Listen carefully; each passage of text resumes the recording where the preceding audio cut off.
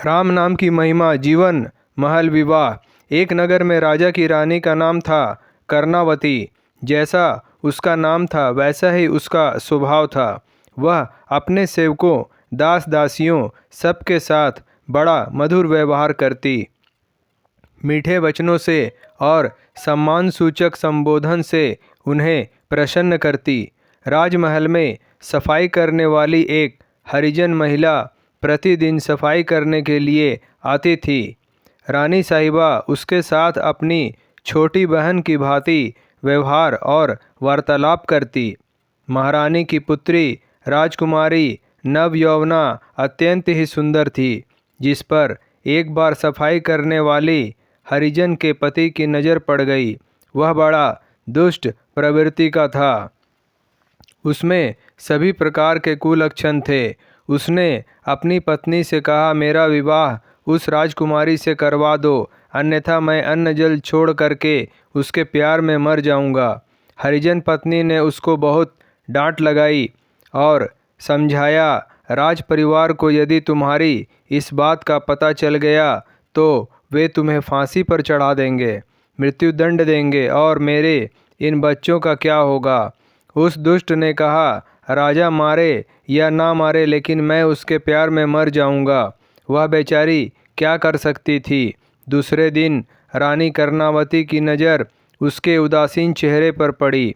उसने दासी के साथ उस सफाई कर्मी को अपने महल में बुलवाया और कहा, बहन उदास क्यों हो? क्या संकट है तेरे पर? उस बिचारी ने रोते हुए रानी से कहा, रानी साहिबा जी, मैं आपको नहीं बता सकती। इतना घोर संकट है कि मैं आपके साथ जबान से बयां भी नहीं कर सकती। ऐसा कहते हुए वह खूब रोने लगी। रानी में उसको अभयदान देकर धैर्य बंधाते हुए कहा, जो कुछ भी है तुम मुझे बता दो। वह रोती हुई अपने दुष्ट पति की सारी करतूत बता दी। रानी ने हंसकर कहा, तू सारा फिक्र छोड़ दे, तेरे पति को मेरे पास भेज दे। मैं अपनी राजकुमारी का विवाह उस हरिजन से कर दूंगी। उसे ऐसी अनहोनी बात पर भी विश्वास तो नहीं हो रहा था, फिर भी उसने अपने पति को रानी साहिबा की बात कह दी। वह बहुत ही आनंदित होकर के महल में गया। रानी साहिबा ने उससे कहा, मैं अपनी पुत्री का विवाह तुम्हारे साथ कर दूंगी, लेकिन इससे पहले तुम्हें हमारी एक शर्त मंजूर करनी पड़ेगी। वह बोला, इस काम के लिए मैं अपनी जान तक कुर्बान कर सकता हूँ। रानी ने कहा, हमारे बाग में तुम्हारे लिए एक झोपड़ी बना दी जाएगी। तुम अपने घर नहीं जाओगे। जैसा भी राजमहल से रूखा सूखा भोजन मिले वही भोजन तुम्हें करना होगा। दिन और रात राम राम राम राम के नाम का जप करना पड़ेगा 6 महीने तक। उसने कहा, महारानी जी, मैं जीवन भर तक कर सकता हूँ। रानी जी ने कहा, नहीं नहीं, तुम 6 महीने तक ऐसा करोगे तो पवित्र हो जाओगे, तब हम अपनी राजकन्या का विवाह तुम्हारे साथ कर देंगे। यह काम तुम कल से ही शुरू कर दो। रानी साहिबा की तरफ से सारी व्यवस्था कर दी गई। कालू भी अपनी शर्त के मुताबिक बड़ी लगन से राम राम राम राम राम का जप करने लगा। उसको भोजन भी बहुत ही कम मात्रा में दिया जाता था। राम नाम के प्रभाव से उसका मन पवित्र होता गया। राम नाम के प्रभाव से उसके आसपास का वातावरण भी प्रभावित हो गया। लोग उसके दर्शन करने के लिए आने लगे। दर्शनार्थियों की भीड़ जुटने लगी। कुछ ही महीनों में उसका मन एकदम पवित्र हो गया।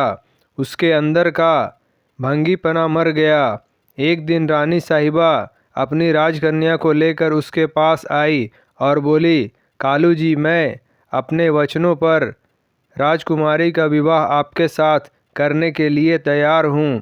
कालू ने हाथ जोड़कर रानी साहिबा को साष्टांग प्रणाम करते हुए कहा, रानी साहिबा जी, मुझे क्षमा कर दो। मैं बहुत नीच हूँ जो इस प्रकार के दूषित विचार रखता हूँ। माता जी, आप मुझे क्षमा कर दें। यह राजकुमारी बाईसा जी भी मुझे अपनी माँ के समान लगती है। प्रिय सज्जनों, यह मात्र कहानी नहीं है। मन में कभी भी दूषित विचार आते हो, मन मलिन होता हो, मन में किसी प्रकार का विक्षेप आता हो, आप इस प्रयोग को करके देख लीजिए। आपका मन पवित्र हो जाएगा। घर में किसी सदस्य से किसी बात पर झगड़ा फसाद हो जाता हो तो श्री राम जय जय राम का कीर्तन करके देख लीजिए, सब विवाद समाप्त हो जाएंगे। राम नाम कर अमित प्रभावा, संत पुराण उपनिषद गावा। राम सकल नामन्ते अधिका, होऊ नाथ अग खग गणबदिका। राम नाम मणि बसी ऊर्जा के, दुख लवलेश न हो ताके। राम नाम कहिजे जमुहाई, तिन ही न पाप पुंज समुहाई। राम नाम की औषधि खरी नियत से खाए, अंग रोग व्यापे नहीं, महारोग मिट जाए। जय श्री राम। दोस्तों, आपको हमारा वीडियो पसंद आया हो तो लाइक करें, शेयर करें, सब्सक्राइब करें और हमारी नई वीडियो के लिए बेल आइकॉन ज़रूर दबाएं। धन्यवाद।